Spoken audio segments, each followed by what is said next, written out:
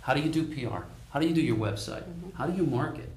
How do you brand your company? How do you differentiate yourself? And then build an organization that actually delivers on it. I mean, you can look at examples all over the place. Big brands that people recognize, Starbucks. They sell coffee. But they blew McDonald's away in a particular space for coffee, or Dunkin' Donuts, not McDonald's. They blew Dunkin' Donuts away, who is known for their coffee. Why? Because it's a completely different space, and people wanted something different. Okay, so I want to be memorable, Kathleen, and I want to write a press release about something that I want people to remember about. How do I do that? Well, writers don't have too much trouble writing a press release if there's an interesting fact or message that you want to deliver. I sat for quite a few years in the editor's chair, and I can tell you that most people don't know what you need to include in the press release. And it's not wonderful prose or perfect sentences. It's basically the 5 W's that you learned in 4th grade. Who, what, where, when, why, and how. And if you can deliver that, the why being the most important, why do I want to know this? A writer at the newspaper or in a magazine will see that as a story idea and run with it. Wow, good to know. So, Lou, one of the things that I know that you do is you help companies produce marketing materials, or another term is collateral, I guess. What kind of marketing materials or collateral should a business produce? Well, let's start back. Let's assume that we've done the upfront work. We've defined the core philosophy of our business. We've defined the target market. We know exactly what kind of buyer we're looking for, and from that information, it flows right into the decision making. Is your target market someone that is web savvy and is always on the web, and right away make sure your website is right up to par? Is your target more the kind that is more of a homebody, maybe not quite as computer literate? Maybe direct mail is going to work better than that particular space. It all comes back to making sure that you've defined exactly what it is that you do and who you're trying to target, and the answers to these other questions fall into place pretty much. Okay, so John, now earlier you mentioned the common mistakes that someone like TJ might make. Well, that we might all make. Oh, okay. Thanks, John. I'm not the best at marketing either, You talk about tell an offering or service versus problem solved. Can you expand a little bit more on that? I touched on it a little bit earlier. In other words, if I, let's say I'm a home builder and I tell people that I build homes. Well, great. Now I know that you build homes, but what's special about the home that you build? What's important to the buyer of that home? Well, the process is smooth. We walk you through it. We handle all the difficulties. We're very customer service oriented, those types of things. You have to figure out what your offering is. Or do you turn around and say to them, well, not only that, we built it the cheapest.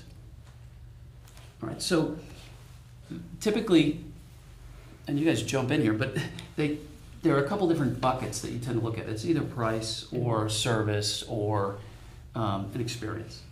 All right, so the more you can communicate to your target audience in those ways, the more relevant it's going to be to them, the more they're going to perk up. I think the easy way to do that is to ask your customers, that your satisfied customers.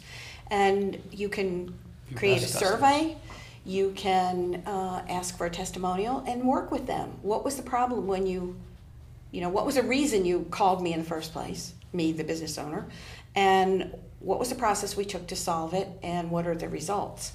And it's much more effective to have your customers say what you've done for them than for you to tell what you've done. So you're talking more like market research to work into your Part strategy. Of it. Yeah, exactly. Yeah. Well, and take it a step further. You see it all the time. Excellent customer service.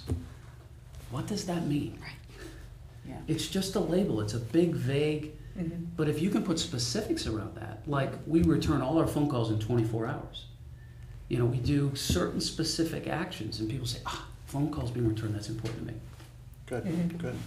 That's great. So Kathleen, press releases, we've been talking a little bit about that. Want to get that word out. We want to be memorable. but where and to whom should the press, or who should the press release be sent to? Well, there are certain strategies for magazines versus newspapers, large companies versus single entrepreneurs. Most of my clients are dealing with area newspapers, so there are certain days of the week that you would want to submit a press release or have it arrive, that the editors are looking for stories on a certain day of the week.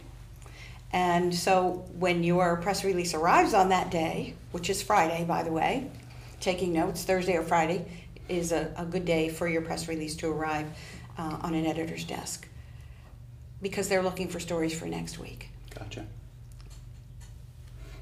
Just to follow up, I guess, on that question here for a second, would you submit a photo, or would you submit photos with press releases, or is that a whole separate?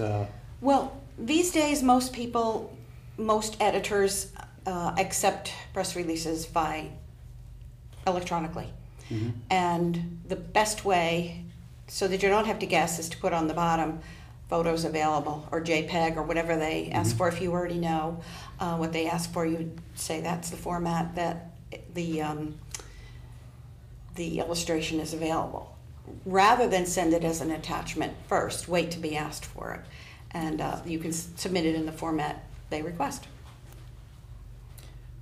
Well, then one more follow-up. So are you writing the press release in the body of the email, or are you sending it Yes. in the body? In the body, right? Because some what do you call the internet providers will not accept anything with an attachment. I think that's all this banter back and forth. We're going to be driving the camera people crazy on this.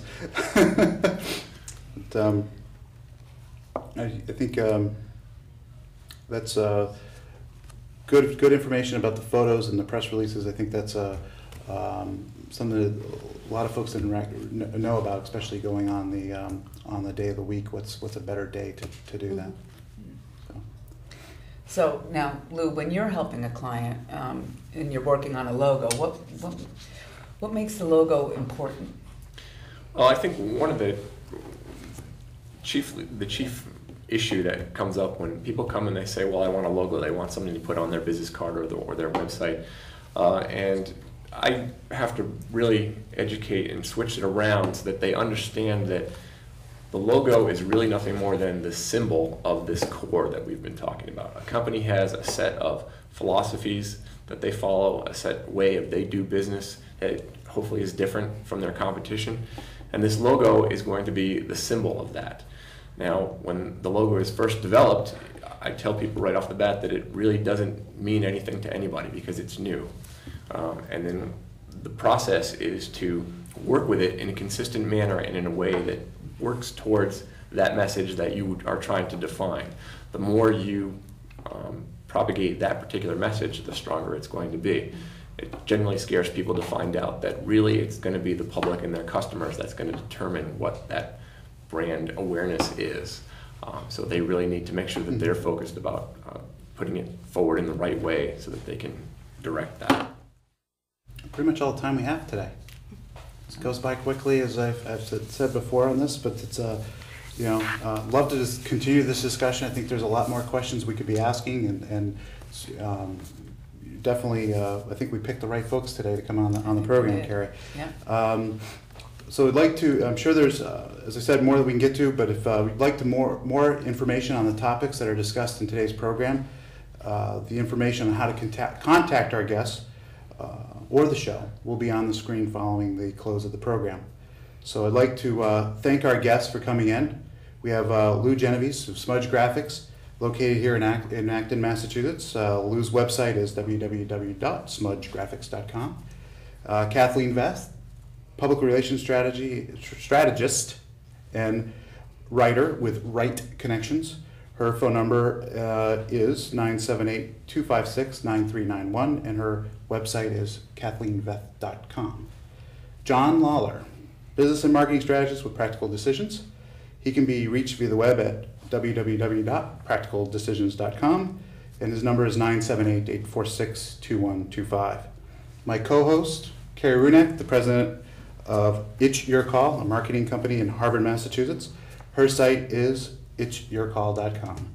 I'm your host, TJ Dyer, and until next time, stay connected.